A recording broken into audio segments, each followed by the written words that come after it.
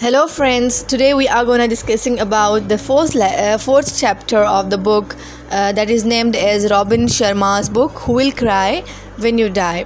تو اس کا جو فورتھ لیسن ہے وہ ہے کیپ اے جرنل. تو سب سے پہلے ہمیں یہ پتہ ہونا چاہیے کہ جرنل ہوتا کیا ہے. کچھ لوگ یہ سمجھتے ہیں کہ journal and diary are same things, but it's not like that. Journal and diary are not same things. Journal اور ڈائری سیم تھنگ نہیں ہوتے. دیکھیں, ڈائری وہ ہوتی ہے جہاں پہ ہم اپنے ڈیلی ایونٹس لکھتے ہیں, جو بھی ہمارے ساتھ ہوتا ہے ہم وہ لکھ دیتے ہیں, بس ایسے کہ آج ہم یہاں گئے, ہم نے اس پارٹی کو اٹینڈ کیا, ہم واپس آ گئے اس ٹائم پہ, ہم اپنا سارا ٹائمنگ وغیرہ لکھتے رہتے ہیں اس پہ, تو وہ ہوتی ہے ڈائری. لیکن جرنل ایسے نہیں ہوتا. جرنل میں ہم وہ اسپیسیفک ایونٹس لکھتے ہیں جن سے ہم کچھ سیکھتے ہیں. لائف کے وہ ایونٹس, وہ ڈیز جن میں ہم نے کچھ سیکھا ہو. فار ایگزامپل, اگر میں کہاں جا رہی ہوں تو میں کوئی اسٹریٹجی سیکھ رہی ہوں regarding my study, regarding my profession اور ریگارڈنگ مائی پرسنل اور اسپریچول لائف, کسی چیز کے بارے میں سیکھ رہی ہوں اور وہ میں نوٹ ڈاؤن کر رہی ہوں کسی بک پہ, تو وہ ہو جائے گا میرا جرنل. جرنل مطلب آپ کوئی اسپیسیفک ایونٹ اٹھا لیں, آپ اس کے بارے میں لکھیں جو آپ نے ایکسپیرینس کیا اور آپ نے اس سے کیا سیکھا, آپ وہ بھی لکھیں, آپ اس میں اسٹریٹجیز لکھیں. That is known as journal. اب جرنل اتنا امپورٹنٹ کیوں ہے؟ رابن شرما جو ایک بہت بڑا جو ہے وہ فلاسفر ہے, یا پھر وی کین کال ہم انٹیلیکچوئل, تو اس نے ظاہری بات ہے اس ایک سبجیکٹ میٹر کو لیا ہے تو اس کی کوئی امپورٹنس ہوگی.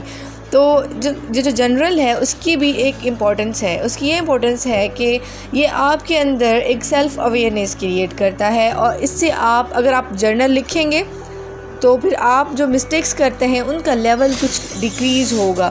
اس کے علاوہ یہ آپ کو ہیلپ کرے گا to be focused on the things that means to you a لاٹ.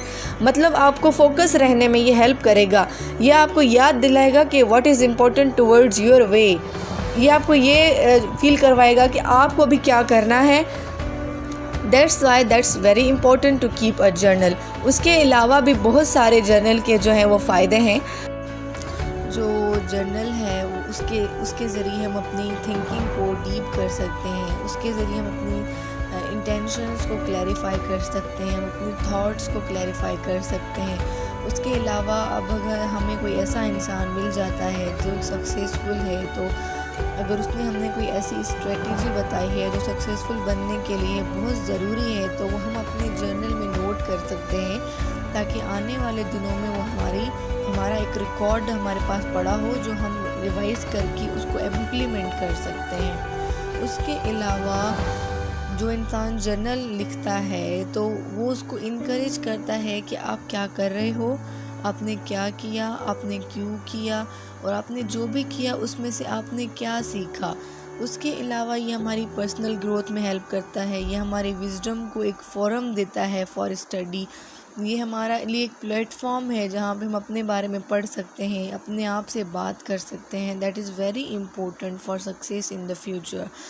اس کے علاوہ یہ ایک ریکارڈ ہوتا ہے پاسٹ ایونٹس کا. دیکھیں, اگر آپ فیوچر میں کچھ کرنا چاہتے ہیں تو آپ کو اپنے پاسٹ کے بارے میں فلی اویئر ہونا چاہیے. تو پاسٹ کو انڈرسٹینڈ کرنا بہت ضروری ہے for understanding for getting good future. اس کے علاوہ جو میڈیکل ریسرچرز ہیں انہوں نے کہا ہے کہ یہ سائنٹیفک پروف کیا گیا ہے کہ اگر کوئی انسان 15 منٹ ڈیلی ایک جرنل کو دیتا ہے, اپنے وہ جرنل میں لکھتا رہتا ہے what ever he has learned, تو وہ جو ہے اپنی ہیلتھ کو امپروو کرتا ہے. Improve his health. وہ اس کی امیون سسٹم کو اسٹرانگ کرتا ہے, اس کی اوور آل ایٹیٹیوڈ کو شیپ کرتا ہے اینڈ میک اپ کرتا ہے.